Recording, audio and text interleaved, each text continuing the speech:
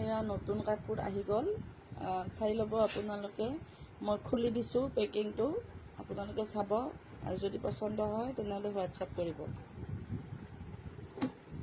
এয়া আহি গ'ল ষ্টেপুল কটন, যিটো য়েল্লো ডিজাইনত বনাই আছিলোঁ আমি। য়েল্লো কালাৰটো য়েল্লো আছিলে, ডিজাইনটো এইটো আছিলে। এইটো এটা জোৰা চাই ল'ব।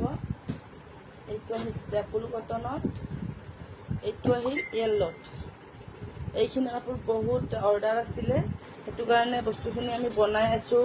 লাহে লাহে দুই এটা পিচকৈ ৰেডি হৈ আছে, আনি আছোঁ। এনেকুৱা কালাৰ চাব, এইটো এটা আছে, এইটো কালাৰ আৰু এইটো কালাৰ চাই ল'ব। কাপোৰৰ কালাৰটো একে পাব আপোনালোকে, মাত্ৰ আপোনাৰ ফুলখিনি কালাৰটো বেলেগ আছে, দেখিছেনে? ফুলৰ কালাৰখিনি বেলেগ বেলেগ, কিন্তু ধুনীয়াকৈ মেটচ হৈছে। বৰ মৰম লগা যোৰা। এইবিলাক মই জাষ্ট ভিডিঅ' এটা বনাই দিলোঁ। লাইভ আহিম বাৰু যদি অহাকালিলৈকে সময় পাওঁ। আৰু এইবিলাক আহিছে টচ কটন। টচ কটনত বৰ ধুনীয়া ডিজাইন। এইটো চাগে গেৰো থাকিব, চাই লওঁ গেৰো আছে নে নাই। এইটো চাগে গেৰো থাকিব লাগে, চাই লওঁ মই। নাই, গেৰো নহ'ব, গেৰো নহ'ব।